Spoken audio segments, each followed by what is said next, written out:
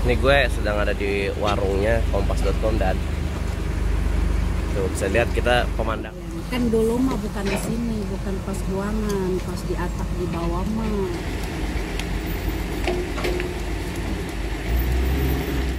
Gue nggak bakal lupa sih experience liputan gue yang satu ini. Ini liputan yang apa ya? Duh, gimana nih? Jadi gini ceritanya.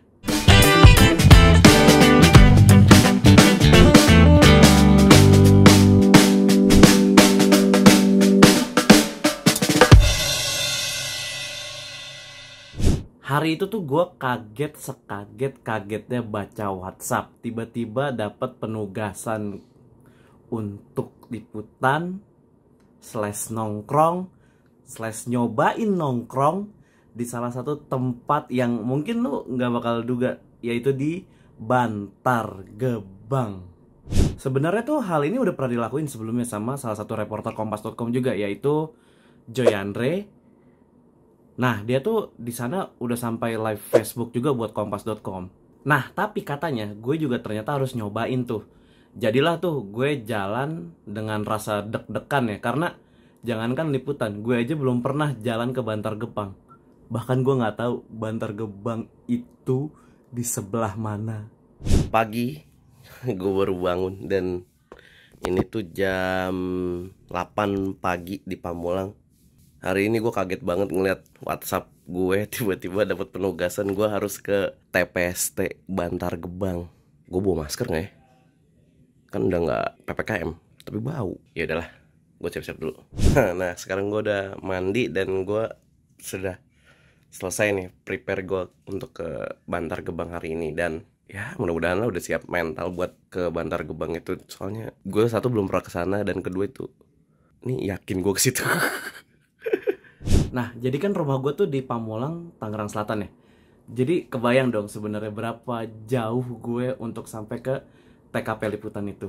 Nah, buat yang nggak tahu nih, Pamulang itu di sebelah mana. Jadi gue tuh sekitar 2 jam lah untuk sampai ke Bantar Gebang. Nih, selama perjalanan nih gue cuman kepikiran, gimana ya gue makannya? Apa gue harus ikut makan, minum? Apa gue harus jajan di sana?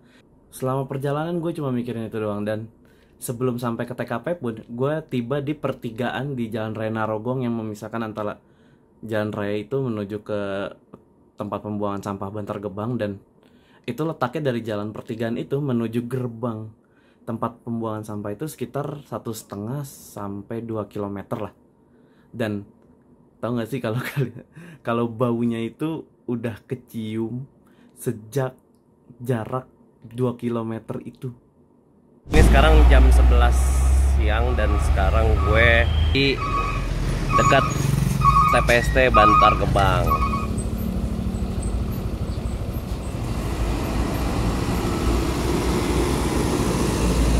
Nah, sekarang gue udah ada di sini di Bantar Gebang dan gue lagi nyari warungnya. Tuh.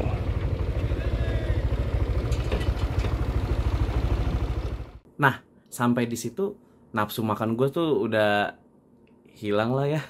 Karena kan udah masuk ke Bantar Gebang aja tuh, gerbang Bantar Gebangnya itu udah tumpukan gunung-gunung sampah dan segala macem. Tapi gue cuman mikir pada hari itu tuh gimana caranya gue nemu warungnya, gue jajan, gue nongkrong di situ sedikit, nggak lama-lama gue ngerekam footage segala macem dan beres deh pokoknya.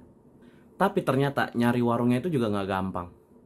Gue tuh harus muter-muter dulu karena kan warungnya kebanyakan berada di tumpukan gunung-gunung sampah itu ya, di antara itulah. Dan akhirnya gue harus muter-muter di Bantar Gebang itu untuk nyari warung yang mana nih yang enak buat gue tongkrongin. Setelah nggak berapa lama lah gue muter-muter, akhirnya gue nemu tuh warung yang enak buat gue tongkrongin. Top gak gue? Udah sampai. Ini salah satu warungnya. Ibu ini merupakan salah satu penjual yang ada di sekitar. Ini zona berapa, Bu, kalau di TPST Bantar Gebang? Zona 2 ya. Ibu udah dagang di sini dari kapan, Bu? Udah setahun lebih. Udah setahun? Ini ada gas. Hah? Ada gas. sih. Ada bosnya. Terus ini nutup warung jam berapa, Bu? Non-stop. Nonstop 24 jam. Iya. Tinggal sini dong. Tinggal sini dong. Enggak, gantian. Oh, gantian. Bu, waktu itu pertama kali akhirnya bisa kerja jaga warung di sini, gimana Bu rasanya, Bu? Kan banyak buat kiri kanannya kan begini. Iya. Gimana? Nggak bisa makan, nggak bisa minum. Sumpah? Iya. Dan di sini Ibu jualan apa aja sih, Bu? Ini mie ya, Bu ya? Mie, nasi. Nasi? gorengan, iya. Dulunya emang tahu, Bu, waktu ditawarin di sini, Bu, kerja di sini? Tahu. Tahu. Dan kebayang.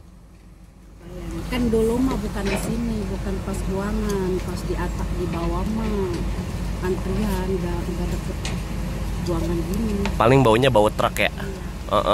Pas dipindahin ke atas ini.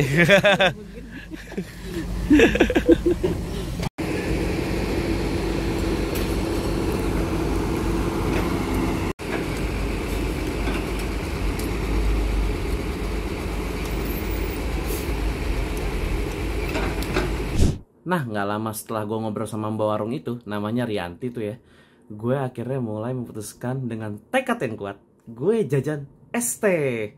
Karena di sana gue waktu itu haus banget dan di sana tuh kering deh, pokoknya vibesnya tuh kering. Meskipun cuaca pada hari itu tuh cukup mendung ya, gue kira tuh abis hujan atau mungkin sebentar lagi hujan, tapi kering banget. Dan akhirnya gue memutuskan untuk jajan. Tapi disitulah letak kekhilafan gue.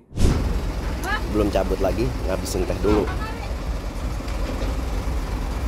Nah, menurut gue tuh orang yang paling kuat sedunia itu adalah orang-orang yang bisa jajan di Bantar Gebang salah satunya. Gue aja tuh gimana ya?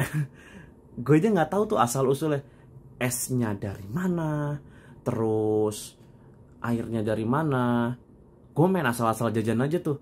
Akhirnya gue saat gue jalan pulang keluar dari Bantar Gebang, gue merasa perut gue tuh mules lah gitu, dan badan gue kayak demam gitu. Akhirnya gue merasa kayak gue keracunan deh, tapi kan nggak boleh self diagnose. Nah terus nih, selama abis itu perjalanan pulang kan gue akhirnya nyempetin mandi di salah satu rest area ya, di dekat kota wisata Cibubur. Karena badan gue waktu itu tuh udah lengket seada-adanya, terus baunya tuh udah nggak enak banget deh. Gue bikin vlog ini kan setelah 2 minggu dari perjalanan gue dari sana ya, tapi gue tuh sampai sekarang nih gue masih bisa ngebayangin baunya kayak apa, terus keadaannya kayak apa. Sampai kalau misalnya gue disebutin kata Bantar Gebang tuh, gue tuh langsung kebayang gitu, ke track ke belakang. Ih, baunya kebayang tuh kayak gitulah pokoknya, nggak bisa dijelaskan kata-kata. Nah gue tuh heran ya, gimana ceritanya ya orang-orang yang setiap hari hidup di sana. Nah, sekarang gue udah keluar lagi dari daerah Bantar Gebang dan gue nemu rest area di dekat kota wisata Cibubur dan gue mau mandi. Nah intinya tuh perjalanan gue ke Bantar Gebang tuh cukup berharga lah buat gue. Meski akhirnya gue pada waktu itu sakit seharian ya, tapi cukup menghilangkan penasaran gue lah pokoknya. Sampai gue akhirnya kebayang, oh gitu ya ternyata hidup di Bantar Gebang. Nah jadi begitu tuh cerita perjalanan gue ke Bantar Gebang. Ikutin terus cerita-cerita di lapangan lainnya hanya di kompas.com. Tapi sebelumnya jangan lupa subscribe, like, dan komen ya.